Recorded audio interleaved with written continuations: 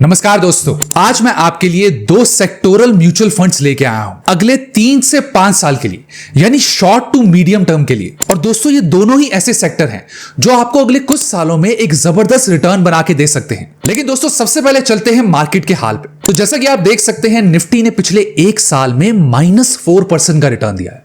यानी दोस्तों प्रॉफिट बनने की तो दूर की बात है, जबरदस्त लॉस हो रहा है। वहीं दोस्तों अगर आप कोरिया की स्टॉक मार्केट देखेंगे तो पिछले 1 साल में 206% का रिटर्न दिया है, यानी जबरदस्त रिटर्न। वहीं अगर आप जापान की स्टॉक मार्केट देखेंगे तो 72% का रिटर्न दिया है पिछले 1 साल में। यूएसए की मार्केट देखेंगे तो करीबन 21% का रिटर्न दिया है पिछले 1 साल में। और वहीं दोस्तों एक फेल्ड स्टेट यानी पाकिस्तान का भी अगर आप स्टॉक मार्केट देखेंगे तो उसने भी करीबन 45% का रिटर्न दिया है पिछले 1 साल में। और दूसरी तरफ अगर इंडियन रुपी की बात करें यानी करेंसी की, तो जो कुछ टाइम पहले 65 से 70 रुपए का $1 होता था, आज वो 96 रुपीज पहुंच गया है और जल्दी ही दोस्तों सेंचुरी भी होने वाली है। तो दोस्तों अब चलते हैं अपने 2 म्यूचुअल फंड सेक्टर्स पे, और मेरा पहला सेक्टर है मैन्युफैक्चरिंग सेक्टर। अब दोस्तों आप अपनी स्क्रीन पे इंडिया के कुछ बेस्ट मैन्युफैक्चरिंग म्यूचुअल फंड्स देख सकते हैं। तो जैसा कि आप देख सकते हैं, पहला फंड है बैंक ऑफ इंडिया का मैन्युफैक्चरिंग एंड इंफ्रास्ट्रक्चर फंड। इसका AUM देख सकते हैं, एक्सपेंस रेशियो, 1 साल का रिटर्न, 3 साल का रिटर्न। दूसरा है ICICI प्रूडेंशियल और तीसरा है दोस्तों कोटक का म्यूचुअल फंड। ये तीनों कुछ टॉप रैंकिंग फंड है इस सेक्टर में, लेकिन दोस्तों मेरा इसमें से फेवरेट फंड है ICICI प्रूडेंशियल का मैन्युफैक्चरिंग फंड। तो सबसे पहले अब आप इसके कुछ रिटर्न्स देख सकते हैं। पिछले 1 साल में दोस्तों इसने 14% का रिटर्न दिया है। वहीं निफ्टी ने -4 दिया है, यानी निफ्टी से तो बहुत बेहतर परफॉर्म किया है। वहीं दोस्तों पिछले 3 साल का रिटर्न देखेंगे तो 26% से ज्यादा का रिटर्न, और 5 साल के रिटर्न भी देखेंगे तो करीबन 22% का रिटर्न। यानी दोस्तों ये कंसिस्टेंट परफॉर्मर है। लेकिन दोस्तों इन रिटर्न से ज्यादा जरूरी होते हैं रोलिंग रिटर्न्स। तो अब आप इस फंड के रोलिंग रिटर्न्स देख सकते हैं। अगर आप पिछले 3 साल के भी रोलिंग रिटर्न्स देखेंगे तो करीबन 26.1% का रिटर्न बैठता है।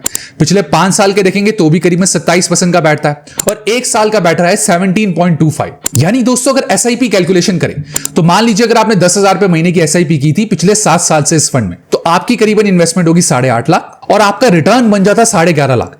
यानी दोस्तों 8.5 लाख लगा के आपका 20 लाख रुपए बन जाता है इसमें पिछले 7 साल में। लेकिन दोस्तों अब मैं आपसे एक सवाल पूछता हूं, क्या आप ये सिर्फ म्यूचुअल फंड की लिस्ट देख के इसमें अपना मेहनत का पैसा डाल दोगे? बिल्कुल नहीं। सबसे पहले सवाल ये आना चाहिए कि मैन्युफैक्चरिंग सेक्टर ही क्यों, इसमें ऐसा क्या होने वाला है? तो आप जानते ही हैं कि इंडियन रुपीस डॉलर के मुकाबले गिर गिर के 96 तक आ गया है और जल्दी 100 भी हो जाएगा। तो मान लीजिए किसी अमेरिका या यूरोप में बैठे आदमी को अगर इंडिया का सामान खरीदना है तो उसको अब $1 के अंदर 100 रुपए का सामान मिलेगा, यानी और सस्ता। इससे क्या होता है कि मैन्युफैक्चरिंग सेक्टर को एक जबरदस्त बूस्ट आता है। वहीं दोस्तों अगर इसके फंड डिटेल्स की भी बात करें तो जैसा कि आप देख सकते हैं, इसका एक्सपेंस रेशियो है 0.78%। वहीं इसमें एग्जिट लोड 1% है, यानी 1 साल से पहले बेचेंगे तो पेनल्टी लगेगी 1% की। AUM यानी फंड साइज की बात करें तो करीबन 6600 करोड़ का फंड है। वहीं इसमें कोई लॉक इन पीरियड नहीं है। मिनिमम इन्वेस्टमेंट आप SIP 500 रुपए से स्टार्ट कर सकते हैं और लमसम 5000 रुपए से। वहीं अगर दोस्तों इसके एसेट एलोकेशन की भी अगर आप बात करेंगे तो सबसे ज्यादा पैसा जाता है लार्ज कैप में, जो करीबन 54% के करीब है। मिड कैप में 18% जाता है और स्मॉल कैप में करीबन 22.5% इसकी इन्वेस्टमेंट जाती है। वहीं अगर आप इसके कुछ टॉप सेक्टर देखेंगे तो ऑटोमोबाइल सेक्टर में 23% इसका पैसा इन्वेस्ट होता है। कैपिटल गुड्स में 14.94, मेटल एंड माइनिंग में 13.11 और मटेरियल में 10.34। वहीं अगर आप इसकी टॉप 4 होल्डिंग्स देखेंगे, यानी आपका पैसा कौन सी कंपनी में जाएगा, तो महिंद्रा एंड महिंद्रा लिमिटेड जो एक ऑटोमोबाइल कंपनी है उसमें 5.08%, क्यूमेंस इंडिया लिमिटेड में 4.09%, लार्सन एंड टोब्रो में 3.58% और सन फार्मास्यूटिकल जो एक फार्मास्यूटिकल कंपनी है उसमें 3.42%। ये सारी कंपनियां दोस्तों माल बना के बाहर एक्सपोर्ट भी करती हैं और इनके काफी अच्छे एक्सपोर्ट है। दोस्तों इंडिया का टारगेट है कि ग्लोबल मैन्युफैक्चरिंग के अंदर इंडिया का 2030 तक 5% का शेयर होना चाहिए, जो अभी करीबन सिर्फ 2.5% के करीब है। और दोस्तों ऊपर से हमारा गिरता रुपी हमारे इस टारगेट को अचीव करने में काफी हेल्प कर सकता है। यानी दोस्तों इस सेक्टर का फ्यूचर मुझे तो ब्राइट लग रहा है। अब चलते हैं दोस्तों अपने दूसरे सेक्टर पे, जो है health care and pharma sector. तो दोस्तों अब आप अपनी स्क्रीन पे इंडिया के कुछ best health care and pharma mutual fund देख सकते हैं, लेकिन सवाल फिर वही आएगा, फार्मा सेक्टर ही क्यों? तो दोस्तों सबसे पहले कुछ फैक्ट समझ लेते हैं। जैसा कि आप जानते होंगे, इंडिया को पूरी दुनिया की फार्मेसी कहा जाता है, क्योंकि इंडिया के जो जेनरिक ड्रग्स हैं वो 200 से ज्यादा कंट्री में सप्लाई किए जाते हैं, यानी एक्सपोर्ट किए जाते हैं। वहीं अगर आप वैक्सीन की भी बात करेंगे तो 55 से 60% वैक्सीन इंडिया से ही जाते हैं पूरी दुनिया। और 2025 में इंडिया के फार्मा सेक्टर का साइज था $60 बिलियन और 2030 तक ये $130 बिलियन होने का अंदेशा है, यानी डबल से भी ज्यादा। तो दोस्तों जब हमें इतनी बड़ी अपॉर्चुनिटी दिख रही है तो हम भी उसको राइड करेंगे। तो अब आप अपनी स्क्रीन पे इंडिया के कुछ best health care and pharma mutual funds देख सकते हैं। सबसे पहला है आईसीआईसीआई प्रूडेंशियल का pharma health care and diagnostic. ये दोस्तों मेरे पोर्टफोलियो में भी है और काफी अच्छा फंड है। एक्सपेंस रेशियो 1 साल और 3 साल का रिटर्न देख सकते हैं। दूसरा है दोस्तों मिराय एसेट का हेल्थ केयर फंड, जो बहुत ही जबरदस्त रिटर्न दे रहा है। और तीसरा दोस्तों काफी पॉपुलर है, जो है एसबीआई का हेल्थ केयर अपॉर्चुनिटीज फंड। तो दोस्तों इसमें से जो मुझे सबसे रिलायबल लगता है वो आईसीआईसीआई का pharma and health care diagnostic fund है।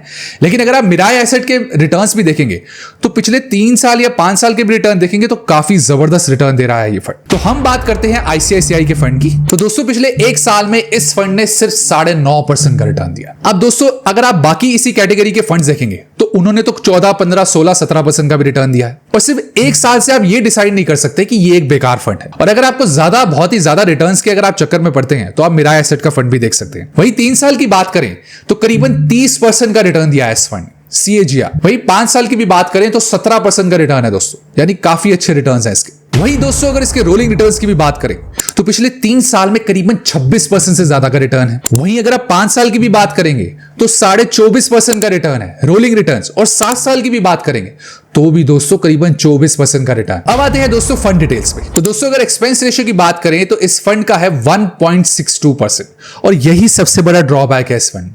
इसका एक्सपेंस रेशियो दोस्तों काफी ज्यादा है।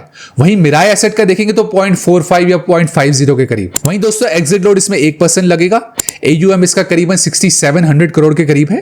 कोई भी लॉक इन पीरियड नहीं है। SIP आप 500 से स्टार्ट कर सकते हैं और लमसम 5000 रुपए से। वहीं दोस्तों अगर इसमें भी आप SIP की कैलकुलेशन देखेंगे और 10,000 की SIP करते हैं 7 साल तक तो करीबन 8.5 लाख की इन्वेस्टमेंट पे आपको 10.5 लाख का रिटर्न मिलेगा, यानी करीबन 19 लाख के करीब हो गया।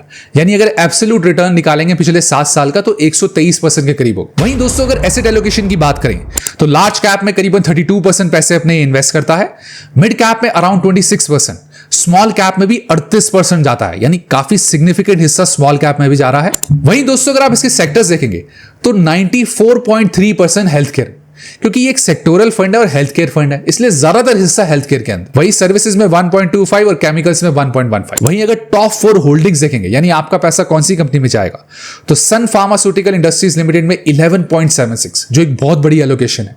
सिप्ला में 8.15, मैनकाइंड में 7.58 और डिवीज लेबोरेटरीज में 6.06%। तो दोस्तों अगर इस सेक्टर के फ्यूचर की बात करें तो ये एक रिसेशन प्रूफ सेक्टर है, क्योंकि दवाइयां कभी नहीं रुकेंगी, हॉस्पिटल्स कभी बंद नहीं होंगे और इसमें रिसेशन भी कभी नहीं आता। आप कोविड के टाइम भी देख सकते हैं एक ही सेक्टर बूम कर रहा था, जो है हेल्थ केयर सेक्टर। और दोस्तों अगर इंडिया के फार्मा एक्सपोर्ट्स की बात करें तो 2030 तक $65 बिलियन का टारगेट है, यानी आज से करीबन डबल। यानी अगले 3 से 5 साल का पीरियड इसमें एक गोल्डन पीरियड हो सकता है। तो दोस्तों एंड में मैं यही कहना चाहूंगा कि सेक्टोरल फंड्स वॉलेटाइल होते हैं। तो अगर आप इस माइंडसेट से आते हैं कि आपको 6 महीने के अंदर अंदर पैसा बनाना है तो इसमें कुछ नहीं होएगा। आपको कम से कम अपना 5 साल का एक व्यू तो रख के चलना ही पड़ेगा, तभी आपको कंपाउंडिंग का फायदा मिलेगा। अगर दोस्तों आपको वीडियो हेल्पफुल लगा तो लाइक एंड कमेंट जरूर करना। अब मिलेंगे ऐसी अगली इंटरेस्टिंग येट इन्फॉर्मेटिव वीडियो में।